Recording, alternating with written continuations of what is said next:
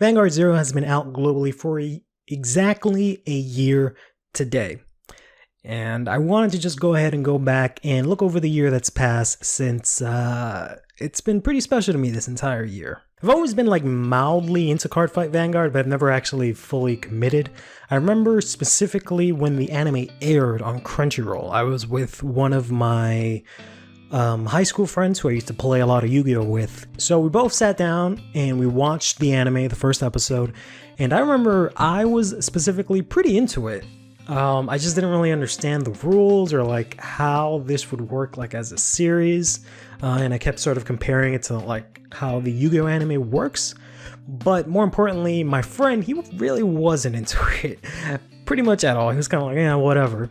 Which means that even if I wanted to get into it, I would be getting into it alone at this rate, since I was kind of hoping that I could, get into this new thing with him. But without him, I kind of just gave up on Vanguard at that point. Eventually, I ended up rewatching the first episode and kept watching the rest of the anime. It kind of started out as just something that I kind of had in the background while I was like doing homework or pretending to do homework, stuff like that. And then eventually I just ended up not doing any homework because I just really enjoyed watching the anime and I was having a really good time, watching what was going on. But I still didn't really ever get to play the card game at this point. I kind of remained loyal to Yu-Gi-Oh at this point. Even though I wasn't really playing Yu-Gi-Oh at all, I just kind of caught up with it from time to time, sometimes watch the anime, stuff like that. It wasn't until like Duel Links came out that I actually started playing Yu-Gi-Oh, I guess maybe competitively or seriously or whatever you may want to call it. Because I played a lot of Duel Links and I spent a lot of time and money on Duel Links. So much so that even though I initially hated the game, I ended up loving it. I was streaming it and, I made YouTube videos about it and all that stuff. But thankfully Vanguard ZERO came at the perfect time because I was burnt out and I needed to scratch that mobile card game itch. So the game actually released April 9th, 2020. I remember I saw a post on Twitter about the game coming out and I bookmarked it and I was like, all right, I'm going to get this game. I'm going to get into Vanguard finally, etc., etc. But I completely forgot about it once the day actually came. I didn't actually remember until, for some reason, I started receiving recommendations for different fight videos of him covering Zero on my feed. I was like, oh right, that's coming out. So I started watching all of his videos and then I immediately downloaded the game. Once I went through the tutorial, I was a little confused because it was kind of different from what I remembered in the anime, and that's kind of when I realized that similar to Duel Links, this game plays on a different sort of format or rule set than the original game, which didn't really affect me much since all my experience playing Vanguard was just from watching the anime. I picked up Zero pretty quickly and pretty easily. It was pretty addicting. What really got me about it was the crafting system. See, in Duel Links, what I spent most of my time doing was actually grinding up characters in order to get gems and some cards and stuff, or get the gems then buy cards, and that's basically all I spent my time doing, and that got really boring really quickly, and I also didn't get a lot out of it. Whereas here in Zero, instead of doing the quick duels, or not quick duels, the auto duels, I would instead be able to do the character fights here and get materials for any card I want. Class specific, but I can get any card I want. It's not, specific cards that the game lets you craft that are completely not great, but literally any card. I don't have to touch the gacha at all if I don't want to. And they also add quick fights, which means I could go through all of my grinding in a second, right? On top of that, because of the quick fights, I was actually able to play ranked for once. This is something that I've really avoided in Duel Links, but kind of since I was just getting through the story and because the character fights were, quick fights, kind of didn't have any choice but to play ranked. And, ranked was actually pretty fun.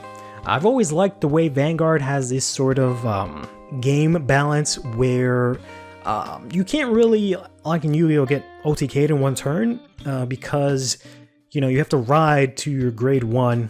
grade 2 and grade 3, and it's not until pretty much your grade 3 where you can actually try and win the game for the most part. So there's at least some time for you to play the game. You know, you can have the worst deck in the world versus the best deck in the world, and you can still kind of play the game for a little bit. But anyways, I think I'll stop complaining to Yu-Gi-Oh! Or Duel Links at this point. Then, after about a month, we actually got more support in the form of a new banner.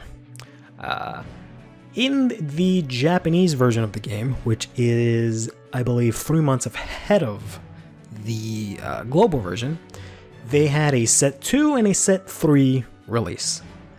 We, in global, got set 2 and 3 smushed together into one, which is kind of interesting. It kind of makes sense, because initially we only had the 4 clans and then the 1 clan event, so there wasn't really too much variety going around. So I understand why they kind of want to give you a bunch of cards initially so you don't lose faith in the game right from the get-go.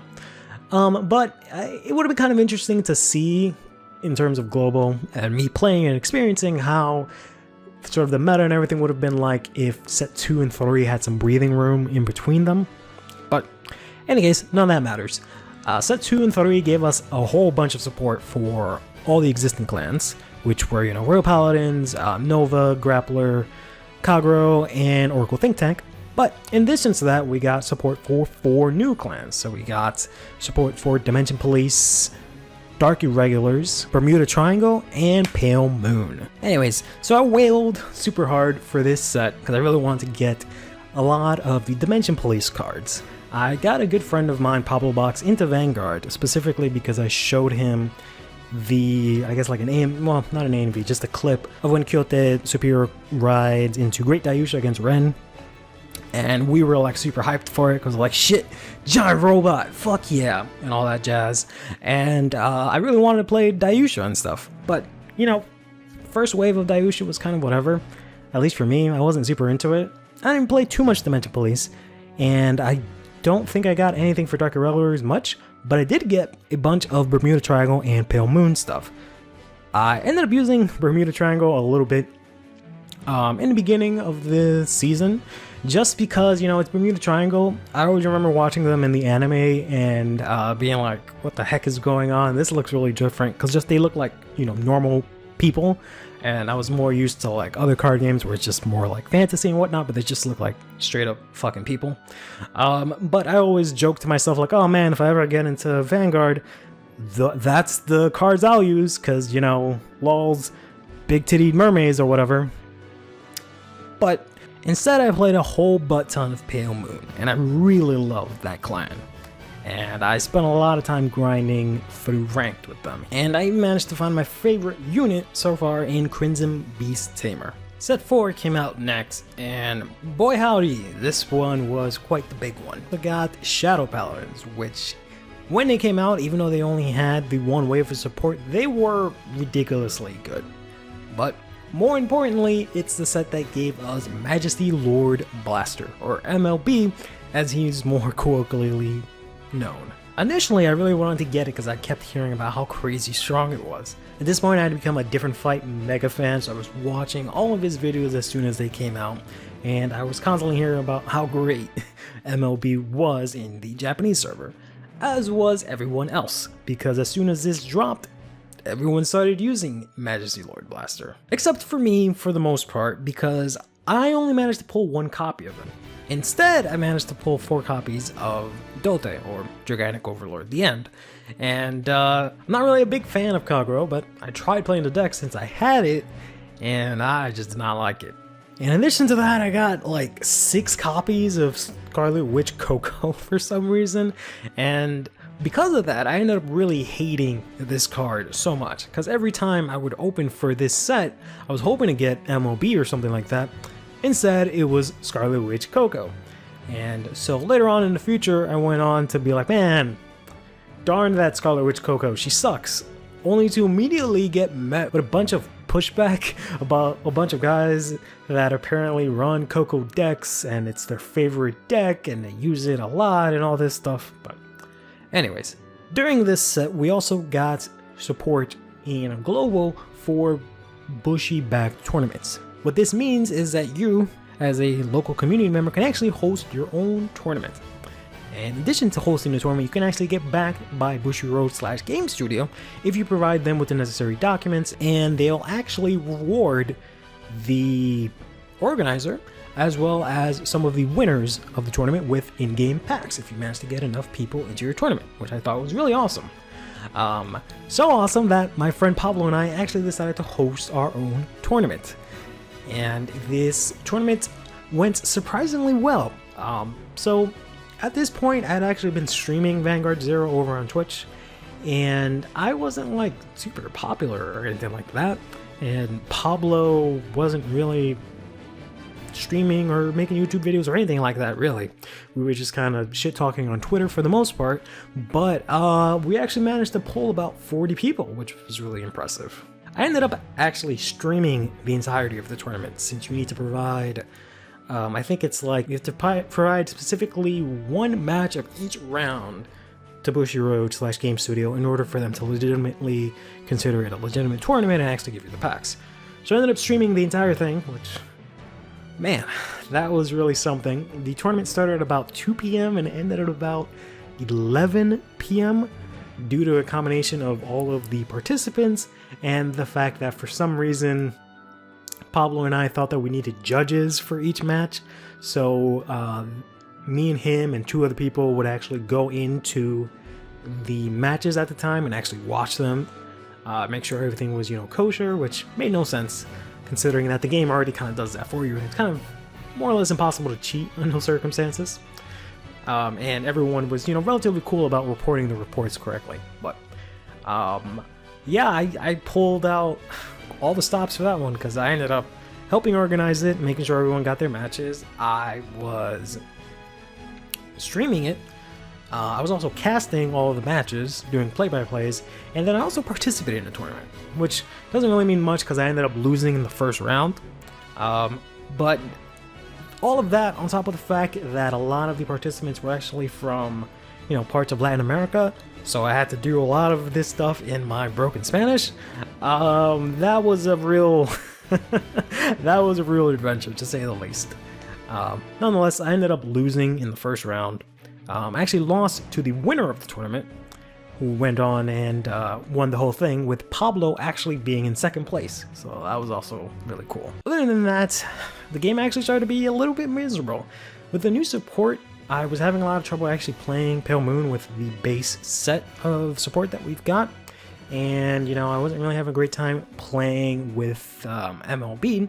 I actually ended up playing Nova Grapplers around this time, because there's some cards that were released in set 2 and 3 that are called Risers, which I thought looked really cool. They look like actual, robots. So I worked really hard and I got, perfect Risers, and I built a deck and I had a lot of fun with that. Fortunately, I got it a little bit late because it was kind of the best deck to come out of sets 2 and 3. But once MLB came out, it was kind of like, iffy. But I ended up playing that deck, and I tried all the stops against MLB. I had, Boomerang Man, which is a card that lets you attack the back row, so I can snipe one of their key cards, which was Wingo Brave. I would not attack at certain points just to let them not get counterblast to be able to do stuff, all this kind of stuff. All of it, and it's kind of annoying, but I actually managed to make it all the way to Legend 40 this month. Which is the highest legend I've ever made to the date. Around set 5, I was starting to get a little bit burnt out because I've been playing the game pretty much religiously at this point. And, between struggling with MLB and beating myself up for losing in the tournament and all that kind of stuff, I was kind of hoping something new would come out of the game. We got a couple of clan events at this point, and a couple of other events, but they weren't really anything special, and I kind of realized that it's all kind of the same event, just slightly reskinned, and the base events weren't great to begin with, so to get the same thing over and over again was kind of lame. Really needed some new sort of spice for the game. And set 5 kind of gave us that. We got a bunch of new clans. In addition to a new mechanic that all these clans centered around, we got the limit break support. first. So we got new clans in Gold Paladins, Narukami, Great Nature, and Angel Feather, which is really cool. I didn't really care too much for Gold Paladins or Narukami at the start. I was more interested in Great Nature specifically, and somewhat Angel Feather. But unfortunately, I pulled, I think, nothing for Angel Feathers. I just got like one of the triple rares multiple times. Consecutively, just one card, which wasn't really, doing much for me. And I managed to get most of just about everything for Great Nature. But when I actually played the deck, I didn't really have a good time. I actually finished building the deck on some Saturday, and then entered a tournament that Pablo was also in and he invited me to take part in, using this deck that I just built. And I maybe did like 1 or 2 ranked matches in between waiting for the tournament to start. It was, I believe the format is Swiss, where it's basically you face multiple people in different rounds, and whoever accumulates the most points moves on to a sort of winner's bracket. I did horrible. I lost all of my matches, and I remember specifically doing all kinds of misplays. I won, I think, once, and it was only because my opponent no-showed. So that was pretty bad.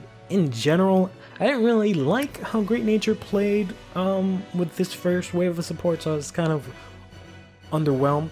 I ended up actually using Gold Paladins instead, even though I initially kind of didn't care about them. I did manage to pull a bunch of the key cards, so I actually managed to use the deck, and it was actually working out pretty well.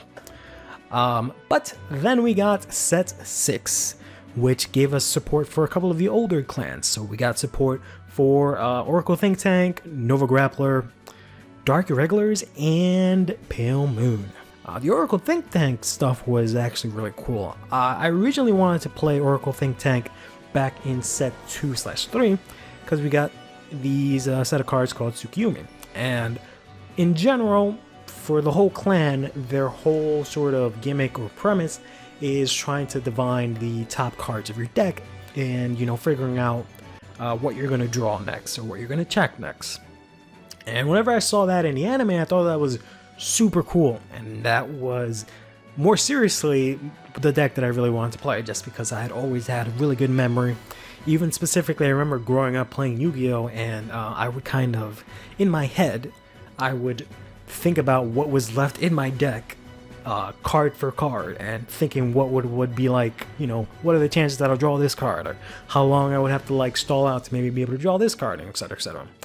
But for some reason, I have the worst luck when it comes to Misaki's stuff, because I didn't really pull any of the Tsukiyomi stuff. And then in this wave, which was for Battle Sisters, I didn't really get any of that stuff either. I only got some of it. But none of that matters, because I managed to actually get a bunch of Pale Moon stuff. Really liked using Pale Moon before, but they kind of fell off a little bit with everything kind of getting a lot more power. But now we actually had the power of Limit Break in Pale Moon, and man, I love this deck.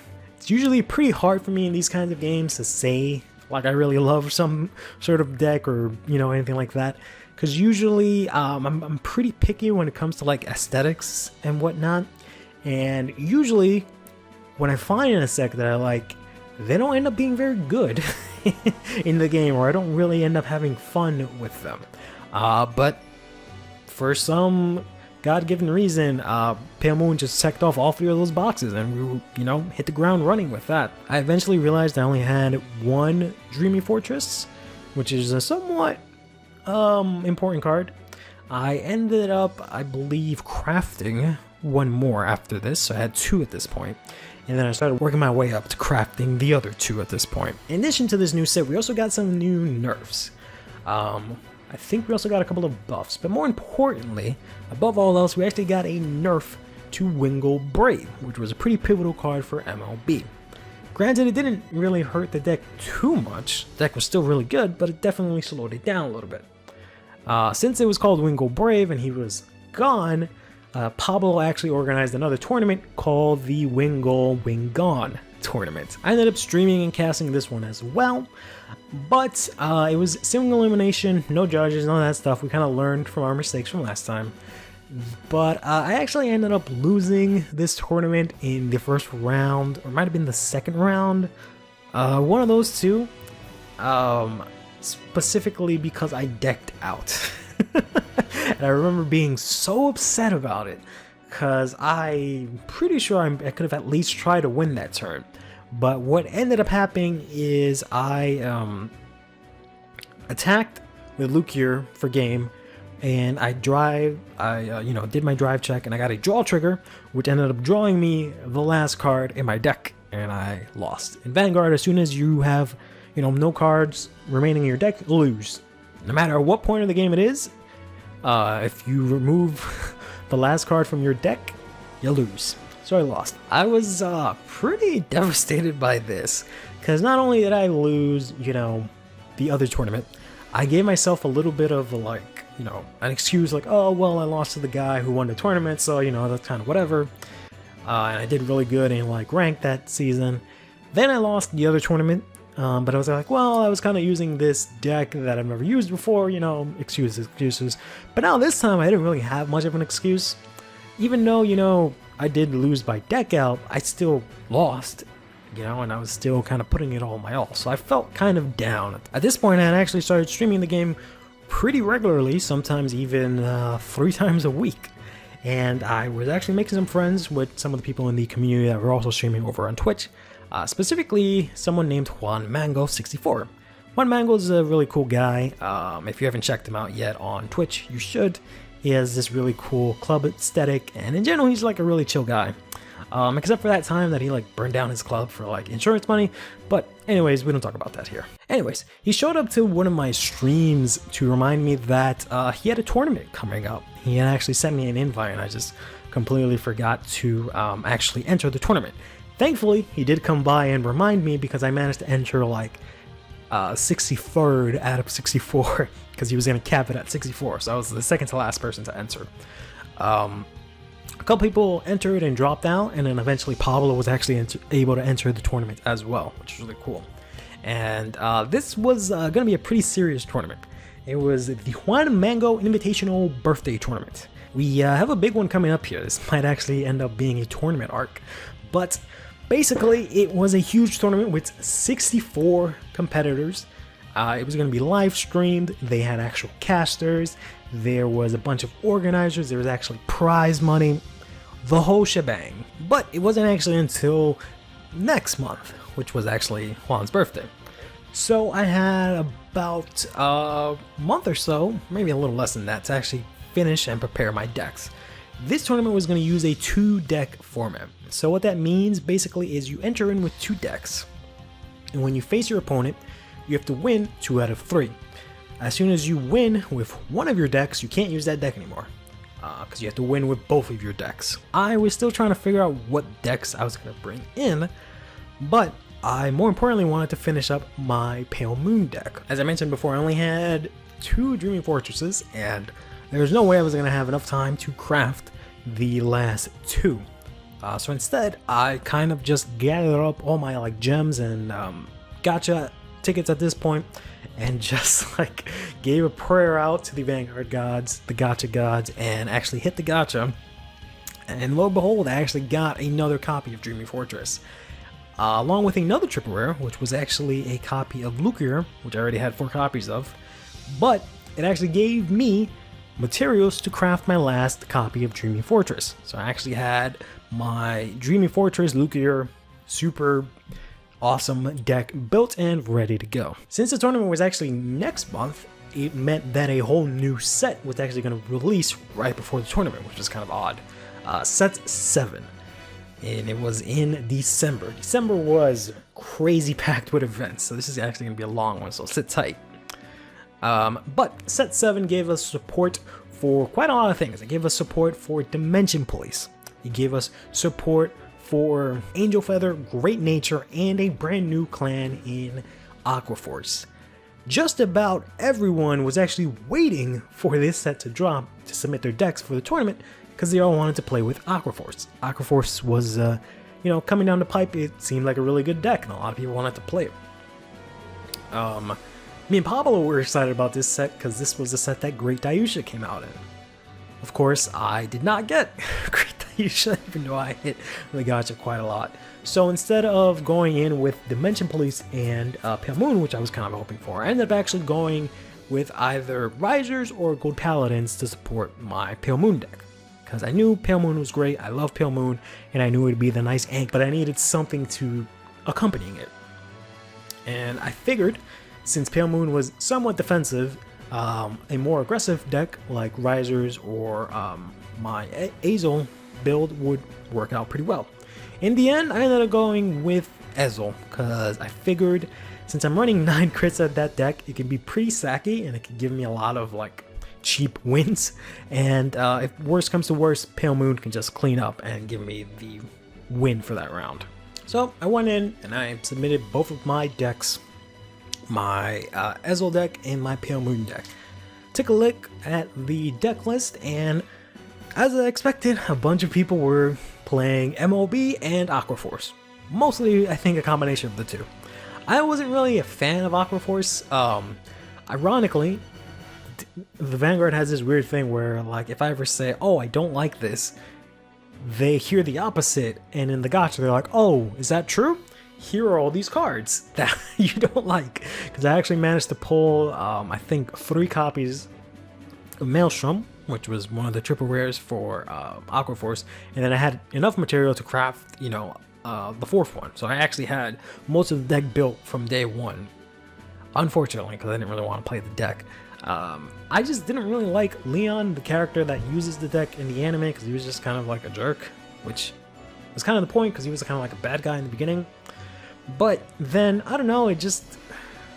Maelstrom kind of rubbed me the wrong way, because he just has all like these effects, and I always felt like, you know, it was just like some 10-year-old. It always felt like I was playing against some 10-year-old, right, that was using Aquaforce, and I'm like beating them up, and then they throw out their Maelstrom, and they're like, oh, I attack with our monster.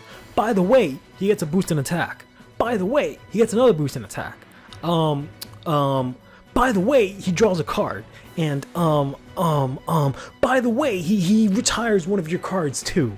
So it just felt like a bunch of random good effects just slapped onto this one card, and it just felt really weird. Anyways, after a couple of days' time, it was tournament time.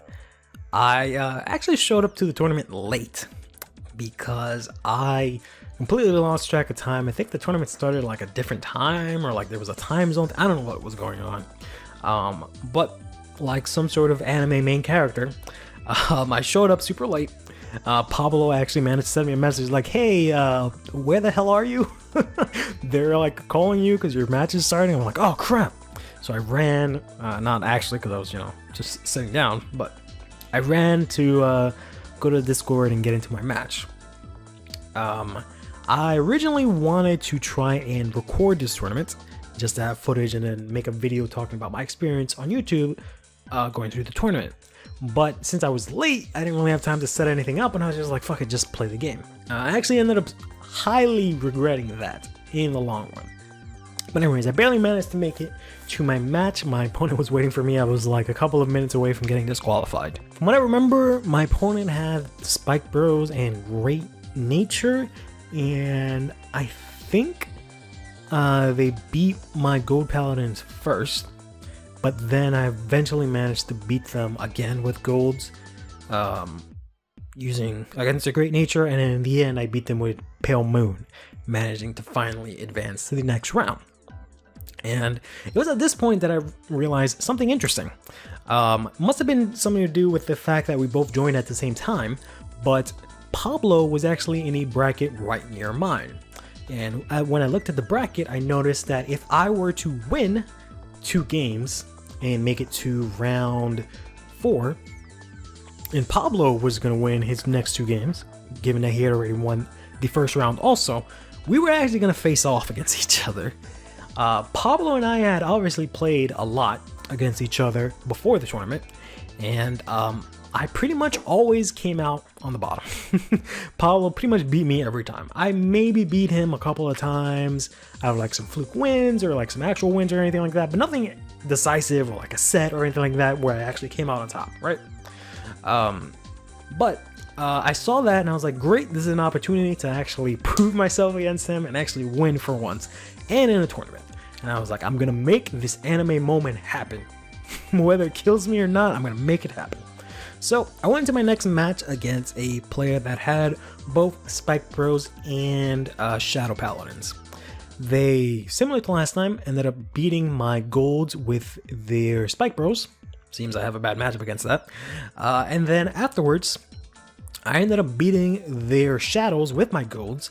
I think I got like a really lucky crit at the end or something like that. So I managed to win to tie up the game 1-1. Up until this point, in ranked and in everything like that, I had always spent so much time just like sitting around praying for a trigger, and then, you know, hoping my opponent disconnected, or hoping they were a VP farmer, or that they made a stupid play, or that, you know, I would just win and get an easy win or something like that. And I was always doing that constantly throughout matches. But somewhere before this, before the tournament, I sort of started to realize that, you know, that's not really the best way to go about this. If you want to win, you should probably have a better mindset about that. So, I don't know what it was about this specific match. It was probably, you know, the adrenaline and me trying to like match up with Pablo, but I just, you know, got into that right mindset for once. And I was, you know, doing everything, playing correctly, not just sitting around and like closing my eyes and praying for the heal trigger or anything like that. I was just having faith in my cards. But it didn't matter. I ended up actually losing the match and getting knocked into the losers bracket.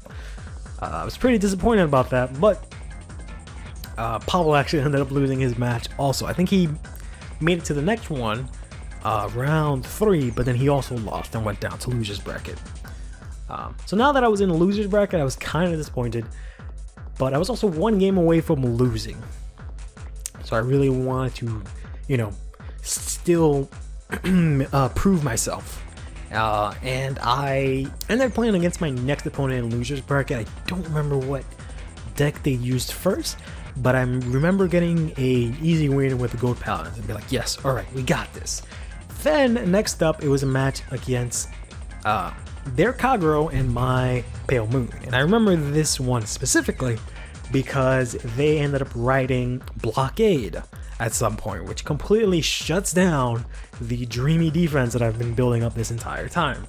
Not to mention, it was just kind of one of those weird games where, you know, you weren't getting triggers, your opponent was getting all triggers, they were getting healed, all this kind of like weird stuff. And I believe they had like some weird set where they were playing like crits and stuff, and I was just like really, you know, out of my element here, and I was just like, I'm really about to lose this and then, you know, get out of the tournament and whatnot, even though I was one win ahead. But I managed to eventually get my head straight and actually win 2-zip there. But I almost got taken out of the tournament by a Blockade deck. After this, I just went on an absolute tear through the losers bracket. I came in at losers round 2. And I made it all the way to like losers round 6 at some point. And I was just getting win after win after win after win. I was doing really good. Then once I finally got up to losers round 6, things got a little bit more interesting. As I mentioned, the tournament was being streamed. And now that I was finally making my way up there, this next match was actually going to be on stream, which was really cool. It was actually streamer versus streamer, because it was me, who is a streamer, versus my opponent, Wolf the Legend, who is also a streamer. And he was using something, I don't remember what it was, but I remember that at the end of it, it was a decisive match with his Great Nature deck and my Pale Moon deck. He was, I remember specifically the casters also mentioning it, but he was using Locks, which is some sort of elephant looking card that's part of Great Nature. That really isn't too great, most people would say. I originally thought he was pretty cool because he has a really cool effect that you don't really see on any other card in the game, but in general he's not really too great. So running it in general was kind of questionable, but I went ahead, I attacked with my Lucario. I actually hit a stand trigger because this entire time I was playing 7 draw, 2 stands, because of that one time I decked out on a tournament and learned, and I started putting in those 2 stands to make sure I don't deck out. I got the stand trigger there, which was huge because I managed to stand one of my columns on the right side, which was a turquoise beast hammer. So I swung in, I think I hit a PG, and I swung in for game, and I was, you know, fist pumping. I'm like, yes, I won on stream, I'm going to the next round. No, they actually 6 damaged heal, and it was of course the locks that they put as their heal, and I was just like, oh man, shouldn't talk shit about this elephant. After that, it was my opponent's turn. I didn't have any defenses. I don't remember what specifically I had on the field other than what I mentioned, but it was basically like, well, all right, I'm done. I maybe had like a PG or an intercept or something like that, and I was like, all right, well, this sucks. But I knew that I only had but so many cards left in my deck. I know I still had some heals left. So as he swung in for game, I was pretty confident I was going to hit the heal, and I did. I hit the 6 damage heal, so we were still alive. Unfortunately, they had hit, I believe, a draw trigger or stand trigger before that, so they had another column that could swing in for game. But none of that mattered, because I managed to hit a double heal, which was freaking crazy. On stream specifically, in a tournament, in one of the somewhat final rounds, I managed to hit a double heal, which was really cool. So I tried to ride this momentum on into the next round, which for some reason, you know, there was some sort of weird mix-up at the time, because this match was supposed to also be on stream, even though I was just on stream. I guess because of the way, you know, the loser bracket was closing up. But then we did the first match, or the first match, or the first game of that match off screen. I just got washed out by MLB, and then we did the next 2 games on stream. I went in with golds, and I think I got some win. It was 1-1, and then I had to go against their Narukami with my Pale Moon deck. Up until now, you know, Narukami was a very interesting deck, because it kind of focused on retiring your intercepts and negating their intercepts and doing all that kind of stuff to your intercepts. And, you know, my dreamy defense and all that kind of stuff kind of relied on my intercepts and playing a little bit defensively. So typically, you would think this deck was a bad matchup for me, but for the most part, when I played them in ranked, I felt the matchup was about 50-50. I didn't feel like they had a massive advantage over me, but I'm not going to say something like it was in my favor either, because they obviously had their strengths against me. But unfortunately, it didn't matter, because I actually ended up losing. And since it was loser's bracket, I was done and out for. Lost with some Steven guy. Even though I lost, I had a pretty amazing run. I was really proud of myself. And I actually managed to place 7th, which was really cool. Because, you know, never really played the game, Vanguard much before, kind of just this new person. I managed to use Pale Moon, which not a lot of people were using. Everyone was kind of just using MLB, Kagero, Aquaforce, you know, the whole shebang, Shadow Powers, all that stuff. I managed to use the decks that I wanted to use, and I managed to make it pretty far, you know. Out of 64 people to place 7th, you know, I was pretty proud of myself for once. But we're actually not done with tournaments yet. Sometime after this, Pablo actually asked me to be part of a tag team tournament. It was a tournament where basically, similar to the anime, it was teams of 3, and you would compete with each other to see which team was superior. So far, the team was myself, who just placed 7th, and was feeling great about myself. Pablo, who placed 2nd in the tournament that we hosted before, and then the winner of that tournament, who actually placed 1st. So I was thinking like, damn, this is a pretty stacked team. We should have a pretty good shot at this. Unfortunately, we did not. We actually ended up losing in the first round. Pablo actually managed to win. It was a really awesome game win for him. I have it on YouTube, the video of it. And I specifically used the thumbnail of Kyote beating Ren, but then his 2 teammates lost, which means even though he had a great victory, him and his team actually ended up losing. It was exactly what happened there. I ended up losing. My opponent ended up playing, you guessed it, Blockade, and I actually lost the Blockade this time. I couldn't do a damn thing. I lost so badly that I actually got memed on in the tournament Discord. And then unfortunately the next player, the guy that won the tournament, our tournament, he actually ended up losing also. So we're actually done and out of that tournament. And this kind of sucked Because, you know, I was like up here after my top 8 win, and I was like, all right, not half bad. This kind of knocked me down quite a lot of pegs, especially losing to Blockade, which was kind of humiliating and all that stuff. I had thought I put all that like loss and all that stuff behind me, but this one kind of hurt me, and I was just like, oh man, that blows. Like, my ego skyrocketed and was immediately shot down. But towards the end of the month, Mango actually did this big collaboration with a bunch of other Vanguard streamers and content creators, and it was a pretty awesome event. You got a lot of pretty big names. You got Living Proof, 50 Cards, the man, the myth, the legend, my role model, Different Fight as well, to play Among Us. And for some reason I was there also, which was pretty cool. I can't thank Juan enough for inviting me, even though I kind of stuck out like a sore thumb, because everyone was like, oh yeah, this guy, and they all kind of knew each other, and I was just kind of like the new awkward kid in the corner there. But that was a lot of fun. It made me feel like for once I was actually part of something, part of a community, even though I wasn't like, you know, super well known or whatever the heck.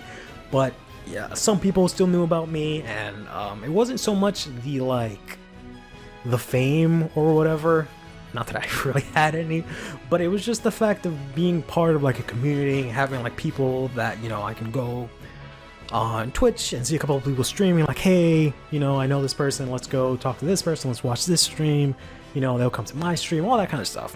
It was nice to have that kind of community. Go on to like YouTube, see their videos, go on to Twitter, talk to them on Twitter about the game, all this kind of stuff. All of that was really awesome.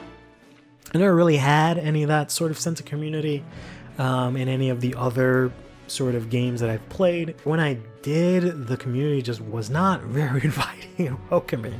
Unlike Vanguard, which was just, you know, with open arms, I felt welcomed in. Set 8 was kind of a weird one for me, since I was kind of having sort of on and off relationship with ranked at this point, and set 8 didn't really sway me in any good direction. This time around, we got some more support for Oracle Think Tank, more support for Gold Paladins, Narukami, and Aquaforce. You know, I hated Aquaforce before, but this new one was even worse. Because, you know, as I mentioned before, it was this mentality of like this little kid just getting a bunch of good effects.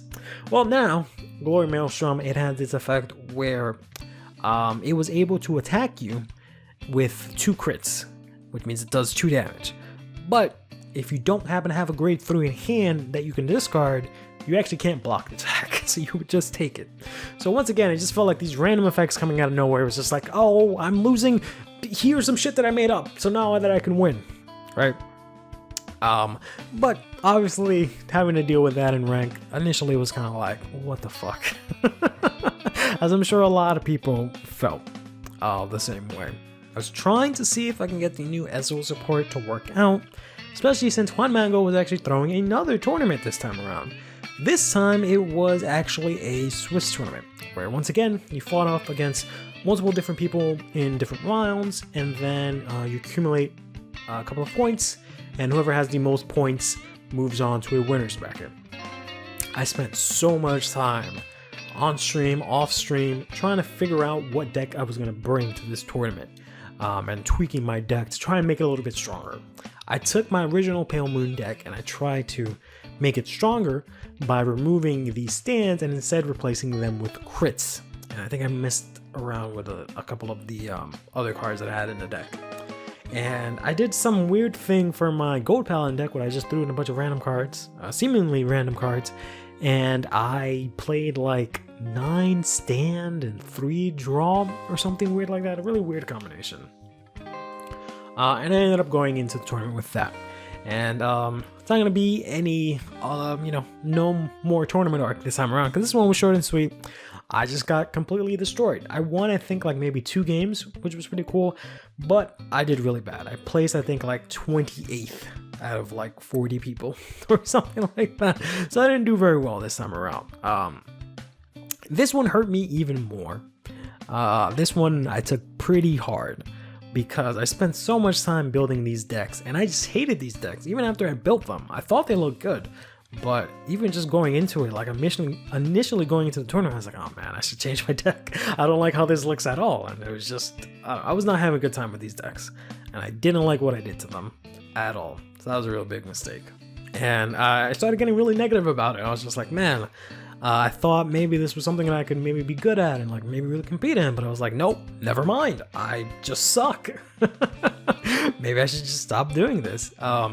And, you know, all of that negativity started building up, especially, you know, all of my like frustration or like hatred or whatever against Glory Maelstrom, going ranked and losing the tournament and all the previous tournaments, all this kind of stuff. I think I actually took a small break from Vanguard and I actually went back to Duel Links. So that's how you know things are bad, whenever I go back to Duel Links.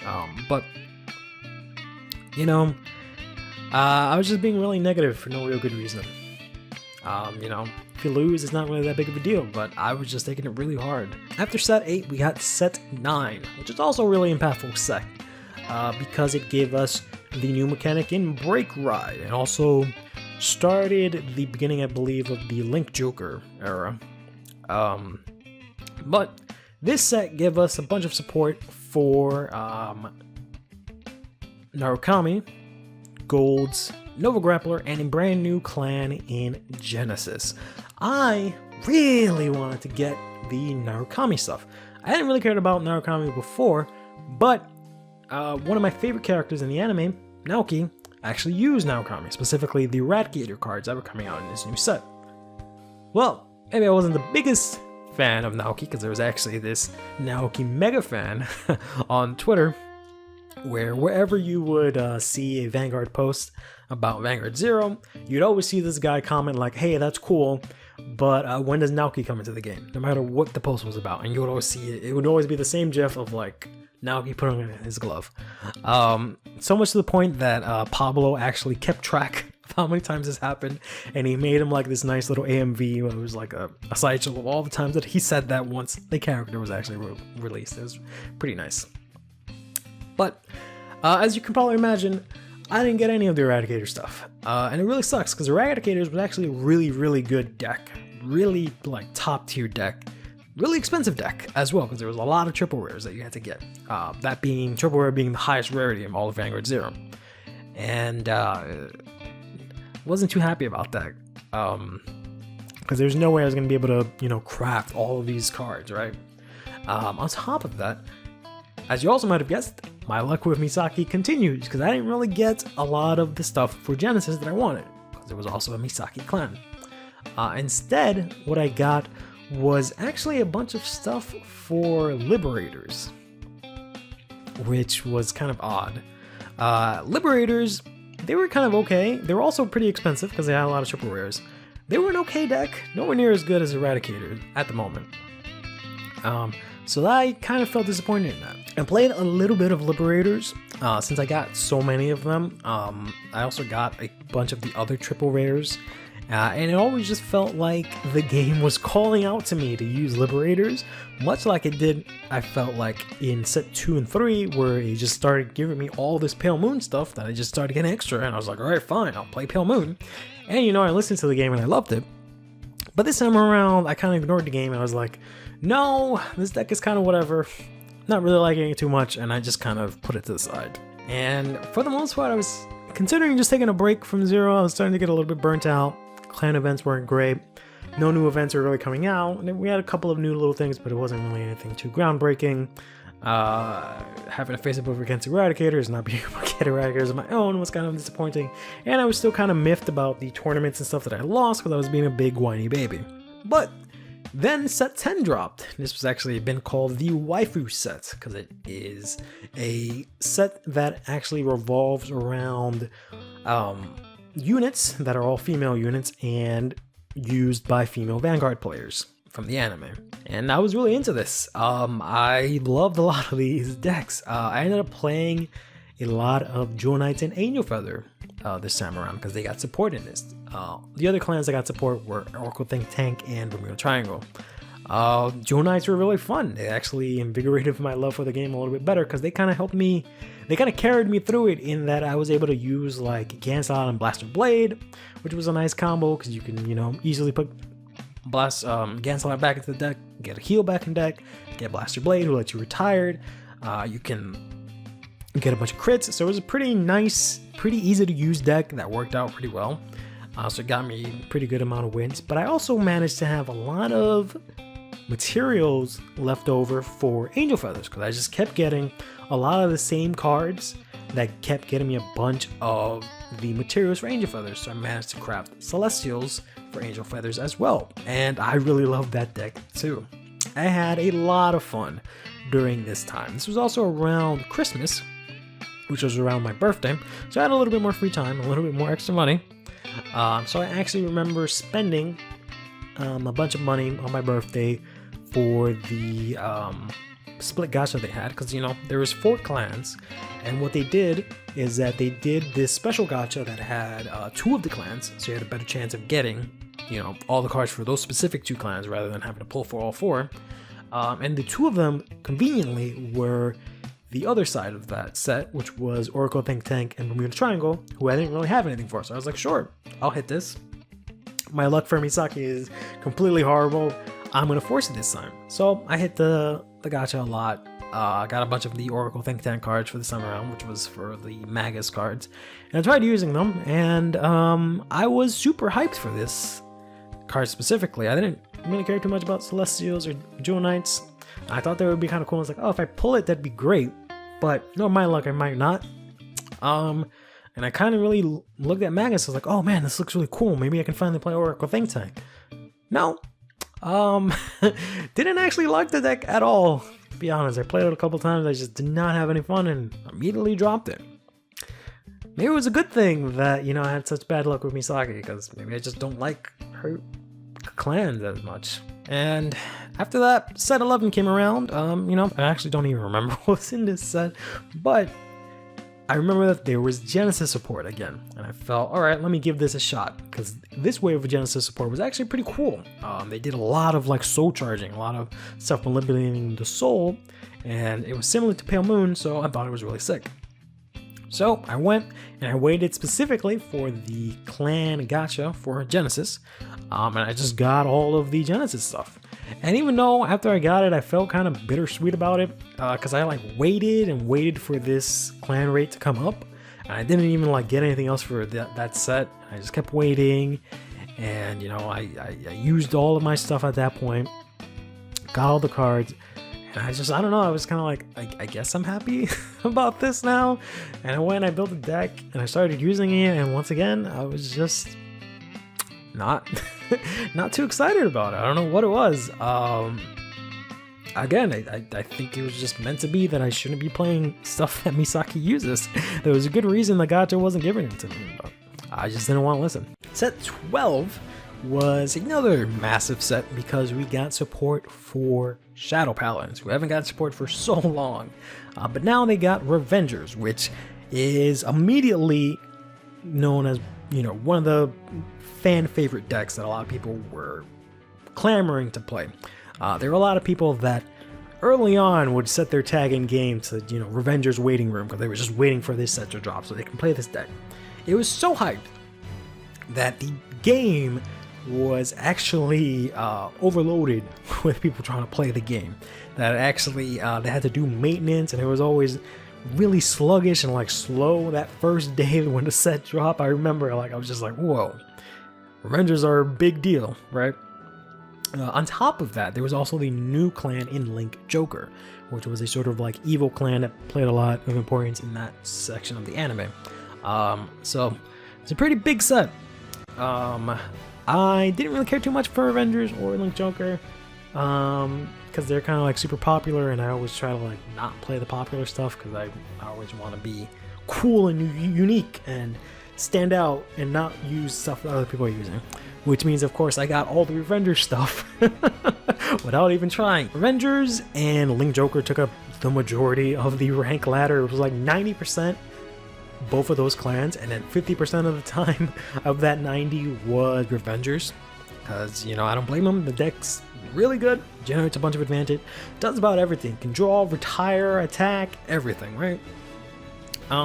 So at this point I tried to play a deck that sort of focused on keeping my opponent at 3 damage, so they can't make use of their abilities once they hit 4 damage, you know, break right or limit break, and then just swinging him for a bunch of damage.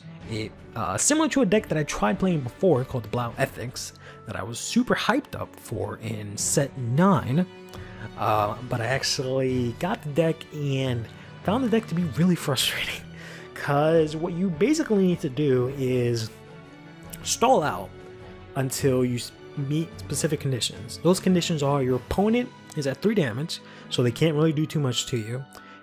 You are at least at 4 damage. You have your break ride, as well as multiple cards in your hand that you can play at that point and have to discard, so that you can just go in and basically win. So it was kind of this really high rolling deck where either you won or you lost.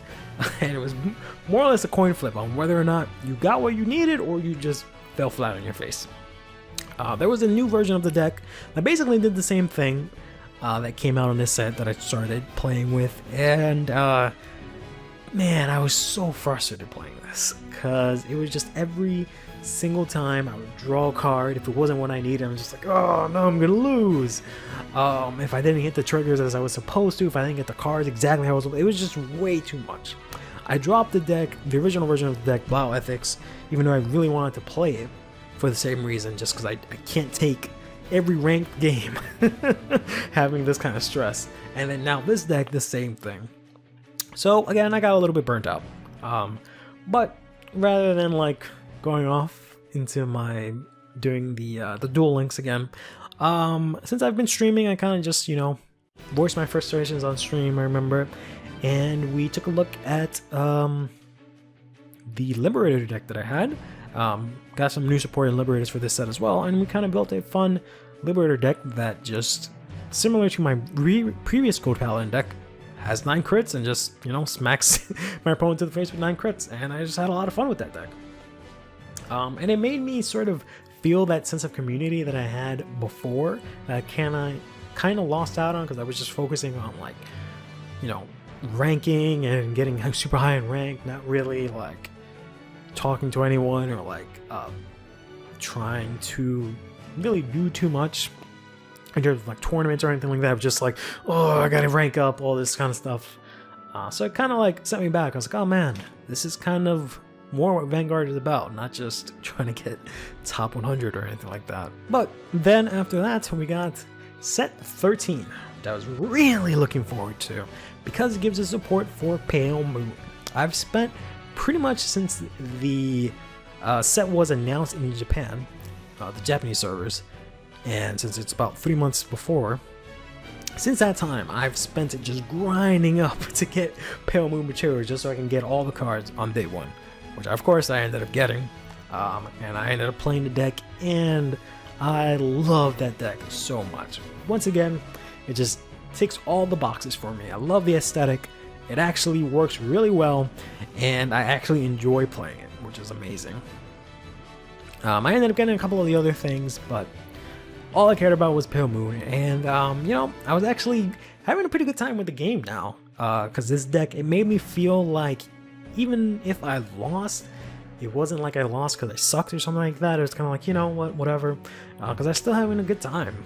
And it felt like no matter what, I can take on whatever deck came my way. I kind of felt that way with Angel Feather initially, because you know, you're able to do so much, you draw so much, you heal so much, all this kind of stuff, get a lot of power. But then I just had a lot of bad stints in ranked, and I just kind of stopped using the deck. But then I actually, after a long time, actually ended up joining another tournament. This time around, Pablo again invited me to a tournament where it was another tag tournament, but it was only pairs, so there were just teams of 2. Basically, you just had to do 2 out of 3, and as soon as you lose, you drop out. Right? Pablo tore that tournament up, because we made it to, I think, like the semifinals, and it was just him doing everything. I didn't have to do anything until the semifinals. It was just him absolutely destroying the competition. It was awesome to see. But then he actually ended up losing in the semifinals to an Angel Feathers player. I came in with my Pale Moon deck, and I actually managed to win very narrowly. And I just had to win the next match against the Shadow Paladins player, and then we would proceed to the finals, or have a shot at the finals there. And I was doing my thing, doing all my moves, I was getting in the groove, I was doing a great job, and it got to the point where I was just about to win. Attacks were about to hit, going for game, but then my opponent checked a damage trigger, which boosted their Vanguard, and I did not get any triggers. So I wasn't actually able to swing for game, unfortunately. And my opponent was able to wipe me out next turn, and we lost, which sucked. This one kind of hurt a little bit just because, Pablo put in all this tear, and then I come in and I immediately lose. So it kind of made me feel like I wasted all his work. But, somehow, I don't know where it happened, but I kind of grew up at this point where it was like, so what? It's not really that big of a deal that I lost. So I didn't spend all this time crying and wallowing in my despair like I did before. It's kind of like, yeah, well, I lost. I did the best I could do. Paulo did great. That's all that matters. And I had fun. And, it was nice that I was able to just move on and finally grow up from that and learn from the past. But finally we reached set 14. And I've been talking on for I think an hour, more or less. But this is where we are now. We're pretty much reached the current time of Vanguard ZERO being a year old. Set 14 was awesome because it dropped, again, another clan or support for stuff that I was really looking forward to. In Nova Grappler again. I've kind of been playing a bunch of Nova Grappler because I've been playing Pale Moon and stuff. But now we got Blouse, which look freaking awesome aesthetic-wise. So I've been playing those a lot this month. And that's basically it. That's been my experience with Vanguard ZERO in the last year. This was sort of an anecdotal take on it. I remember Different Fight did a video about the same premise, going over the year of Vanguard, but his was more of talking over the state of the game and things that he liked, things that he didn't like, etc. And I wanted to do something similar to that, but I was like, well, he kind of touched on everything that I really wanted to touch on. I didn't really want to sit here and regurgitate the same things. So I wanted to kind of talk about what was special to me about Vanguard, and it was just sort of the experience that I went through it, first time playing Vanguard, period, all the things that I felt, the sense of community, all this kind of stuff. Especially considering that, Vanguard ZERO has been really special for me. It came out specifically in 2020, which, as we all know, was during a global pandemic, which freaking sucked. It sucked specifically for me as someone with a chronic disease that has a lowered immune system. So on top of there being a global pandemic, everybody gonna be stuck at home, watching everything, the world going to shit that year, my health was actually not doing too great in around March. So everything was kind of culminating to be, as everyone felt it, the worst year of all time. But thankfully, immediately after that, in April, Vanguard ZERO released. And as you can tell from the hour that I just been blapping on, rather than worrying about my health issues and the world going to shit, I just spent it having a good time with the community, playing some card games. And well, pandemic's doing a little bit better. Health is doing remotely better. So I'm CurlyHairedHero, and this has been my year with Vanguard ZERO.